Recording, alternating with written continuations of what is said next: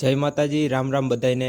આપણે આજ નીકળી ગયા છીએ બધા ભેગા થઈને મેળે જવા માટે। ફાઇનલી આજ આપણા હાથમાં આવી જતી એક્ટિવા ચલાવી લીધી રોડ ઉપર ને નીકળી ગયા અમે મેળે જવા। વચ્ચે એક જગ્યાએ ઉભા રહીને એક્ટિવાનું ફોટોશૂટ કરી લીધું ને બધું વાતાવરણ જોઈ લીધું। ત્યાંથી આપણે નીકળી ગયા, મારી લીધો એક શોર્ટકટ, તો જોઈ લીધો ઢાળવાળો રસ્તો। પહોંચી ગયા મેળામાં પહોંચીને સૌથી પહેલા જ આપણે બેસી ગયા હોડકામાં, આપણે બધા ભાઈબંધ હારે। હોડકામાં પછી બેસી ગયા આપણે ટોરામાં, પછી એની મોજ માણી લીધી। પછી મેળાની ખરીદી બજારમાં રેખડા ઘડીક બધા ભેગા થઈને ખરીદી બજારમાં નીકળી ગયા ને પાછા બેસી ગયા ઘડીક બ્રેક ડાન્સમાં ઉતરી ગયા ને પછી ચકડીમાં બેવાનો શોખ થયો। બધા અમે ચકડીમાં બેસી ગયા ને વાયા વાળા બહુ હલાઈ કરતા ચકડીનો ડબ્બો તો પછી તો અમે ત્રણેય ચકડોરમાં બેસી ગયા ઊંચા। આપણે ચકડોરમાંથી જ લઈ લીધા આખા મેળાના થોડાક સીન।